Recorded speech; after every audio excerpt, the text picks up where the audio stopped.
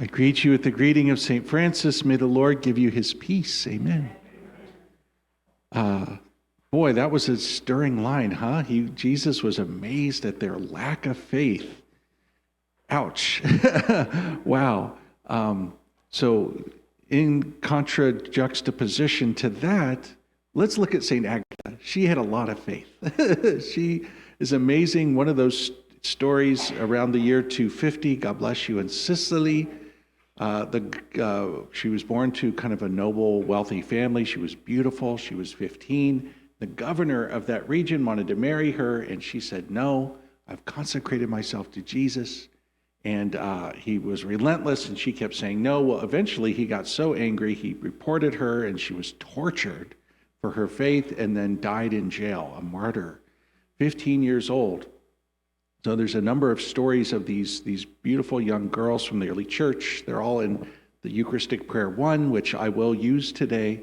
And particularly this young girl, physically not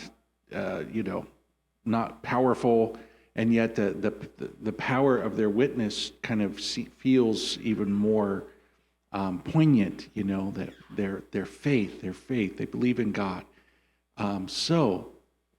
There's a little something of that comes to us in the readings today from the letter to the Hebrews. Don't dodge the discipline of the Lord. That the Lord loves us, and as every father who loves his children, disciplines them. We know statistically people who don't have a father in their life, or, parents will let them do anything, free range parenting or whatever. Statistically, people end up not in a good place when they become adults, right? Like children, they need that guidance and discipline. And so the letter to the Hebrews is suggesting that we should see everything we go through, especially any trials, any sufferings, as something that God either allows or sends to us for the sake of discipline, meaning that it can help us to grow in faith. And so you think of the trials of the martyrs, such as St. Agatha. And so praying over that, I had a really funny thought. I don't know if this is going to speak to anybody here today, but I thought, the stories of the martyrs are so inspiring. We're going to have a few others. We're going to have the Japanese martyrs. And you hear about people who would be willing to go to their death and even be tortured instead of denying their faith. It's like, oh, wow, this person really believes it, because nobody's going to undergo torture and death for something they don't actually believe, And so the power of that is so powerful, and I was praying over that, and I was like, well, Lord, but for most of us, like, I've never been threatened with death because of my faith. Most of us, maybe we've never been threatened where, like, deny Christ or you're going to die.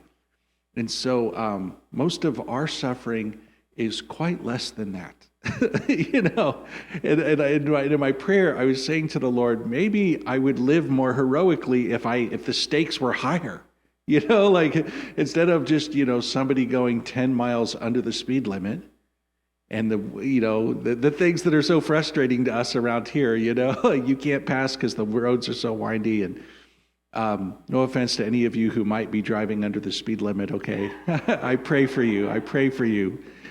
I pray for you.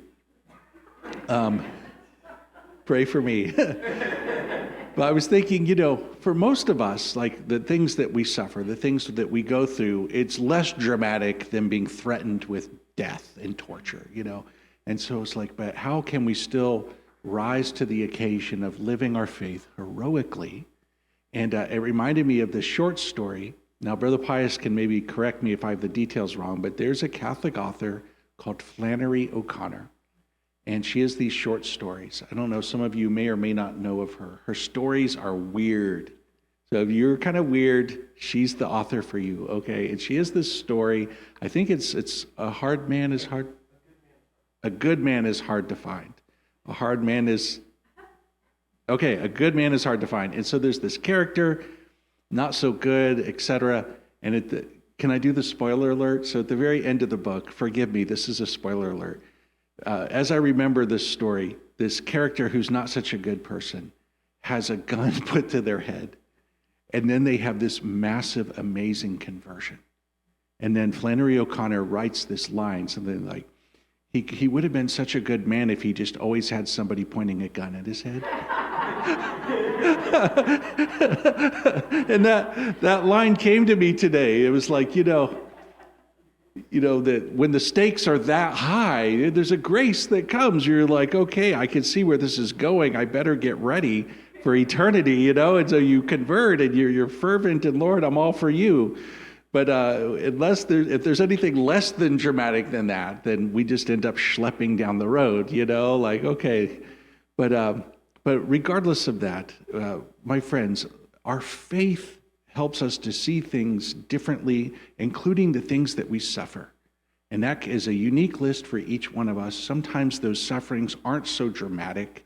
What are we told in the first letter? You've not resisted sin yet to the shedding of your blood. So, that's like a big, just calm down, everybody.